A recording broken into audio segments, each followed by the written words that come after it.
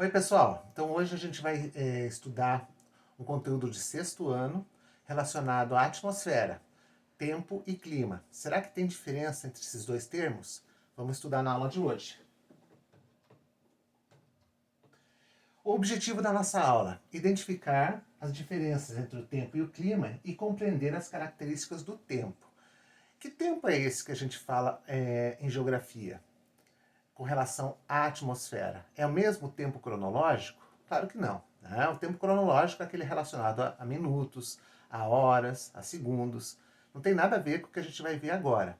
A gente está estudando o tempo atmosférico. O que é o tempo atmosférico? É um estado momentâneo da atmosfera. Então, naquele momento, como é que está a atmosfera? Ah, está quente, está frio, está chovendo, está seco, está nevando, né? Ou seja, a atmosfera ela vai estar em alguma situação naquele momento. E essa situação está constantemente se modificando. Então, o tempo é o estado momentâneo da atmosfera. Ele está constantemente mudando, ok? Vocês já ouviram alguém dizer hoje o dia está muito quente, hoje o dia está chuvoso? Claro que sim, né? Isso é uma característica do tempo, tá? A diferença entre tempo e clima. Muita gente confunde, né? Fala, o clima, como é que vai ficar o clima amanhã? Isso está errado, né? Como é que vai ficar o tempo amanhã? O clima é outra coisa, é um estado médio que tem uma constância, e a gente já vai estudar sobre isso daí. Olhe pela janela da sua casa. O dia está ensolarado ou está nublado? Dia ensolarado, dia nublado. São duas manifestações do tempo. Tá? Ou seja, estados momentâneos. Nesse momento, o tempo pode estar nublado. Daqui a pouco, ele pode estar ensolarado. Ele vai mudar. Qual a diferença entre clima e tempo atmosférico?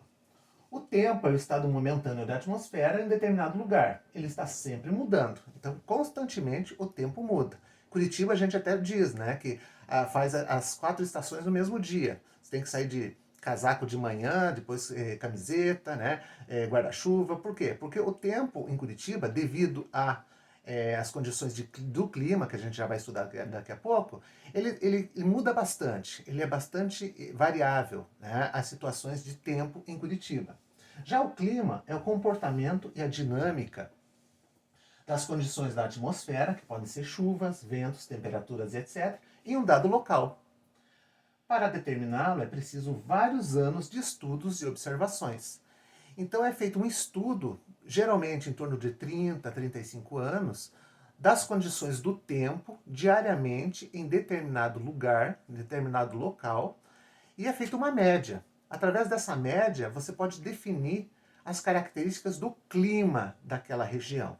Então, por exemplo, Curitiba, devido ao estudo de 30 a 35 anos das condições do tempo diárias, a gente pode saber que Curitiba tem temperaturas mais altas no verão e é mais úmido, chove mais. Já no inverno tem temperaturas bem mais amenas, chove menos, é mais seco. Né? A gente conhece as características do clima. E conhecendo as características do clima, a gente denomina esse clima. Então, no caso do Paraná, qual que é o clima? É o clima subtropical. Diferente do clima da Amazônia, que é um clima muito úmido, tem muita chuva e já é muito quente o ano todo. Bem diferente do clima de Curitiba. Lá o clima se chama equatorial. É o clima quente e úmido o ano todo. Já na Antártida, a Antártida é muito frio, né? Com temperaturas sempre negativas. Então, que tipo de clima que predomina na Antártida? É o clima polar. E assim por diante. No decorrer de todo o globo, né, nós vamos ter diferentes tipos de climas, tá? Com características diferentes. Alguns climas a gente vai encontrar aqui no Brasil, né? Aqui nós temos o clima tropical, o clima subtropical, o clima semiárido, o clima tropical de altitude, o clima equatorial, o clima tropical litorâneo, né? Uma grande diversidade de climas. E outros climas que a gente não encontra aqui no Brasil. Por exemplo, o clima desértico, o clima polar, o clima temperado. Né? São climas que a gente vai encontrar em outros países. E nós temos o clima quente, mais um exemplo, né, de clima quente, clima frio, através das imagens. As mudanças do tempo atmosférico em determinado lugar estão relacionadas a vários fatores, em especial ao movimento das massas de ar. O que são massas de ar? São grandes porções de ar, né, que adquirem as características de temperatura e umidade das áreas onde elas se originam. Então, se a massa de ar nascer no polo, ela vai ser fria. Se ela nascer no trópico, ela vai ser quente. Se ela nascer no oceano, ela vai ser úmida. Se ela vai nascer dentro, no interior do continente, ela vai ser seca. Então, conforme ela vai se deslocando essa massa de ar, ela vai levando essas características do local onde ela se originou. Então, quando a gente sente muito frio, né, que a gente sente que uma massa polar está se aproximando aqui de Curitiba, né, ela se originou aonde? Claro que ela se originou lá próximo do Polo Sul, da Antártida. Ela trouxe essas características de lá para cá. E a gente sente frio, né, pode até causar geadas ou até neve, se for o caso. Já quando uma massa nasce lá no Equador, lá na região equatorial da floresta amazônica, ela traz umidade, ela traz calor. Por quê? Porque ela se originou lá naquela região, que é uma região tropical, uma região equatorial, mais quente e úmida.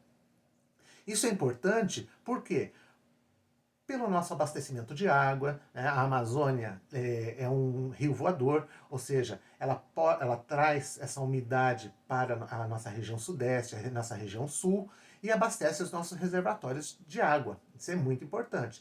Por isso, a presença da floresta ela é tão importante e o desmatamento é uma ameaça não só à região norte, a perda da biodiversidade, como para nós também, para a nossa agricultura, para nosso abastecimento de água. Porque quanto mais desmatamento na floresta amazônica, menos água aqui na região sul e sudeste. Outra forma de analisarmos o tempo é através da previsão do tempo. Por meio da previsão do tempo, é possível que as pessoas do campo ou da cidade planejem melhor o seu dia a dia. E a previsão do tempo, ela é televisionada, né? Está sempre nos telejornais, informando, né? Se vai chover, se não vai chover, se vai fazer frio, se vai fazer calor. Isso é importantíssimo. Por quê? Porque o agricultor ele vai poder se planejar, né? No caso de uma geada, no caso de uma chuva muito forte, granizo, né? E se proteger. Então é muito importante. Para nós também, para a gente saber se vai chover amanhã, se não vai chover, se a gente vai levar um guarda-chuva ou não vai para a escola. Não é o caso de vocês?